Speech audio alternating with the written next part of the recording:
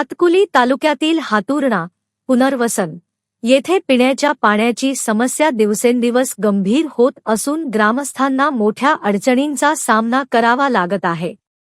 या पार्श्वभूमीवर शिवसेना उपनेत्या प्रीती संजय बंड यांनी पुढाकार घेत अमरावती जिल्हा प्रशासनाचे लक्ष या समस्येकडे वेधले।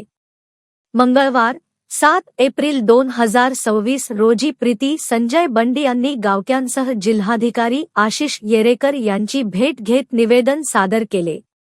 यावेळी त्यांनी गावातील पाणीपुरवठ्याची अनियमितता आणि नागरिकांना भेडसावणाऱ्या अडचणींचे सविस्तर वर्णन केले। सध्या हातुर्णा पुनर्वसन येथे 2 दिवसाआड नळ सोडले जात असले तरी पुरेशा प्रमाणात पाणी मिळत नसल्याने ग्रामस्थ त्रस्त झाले आहेत।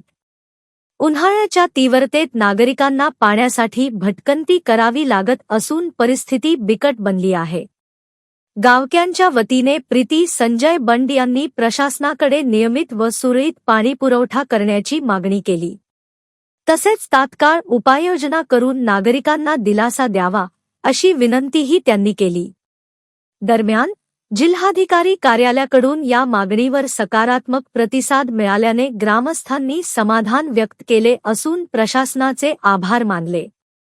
यावेळी सुनील कदम, सतीश बघले, सचिन जाधव, सुभाष चवरे, गजानन डोंगरे, अनिल नंदनवार यांच्यासह अनेक ग्रामस्थ उपस्थित होते।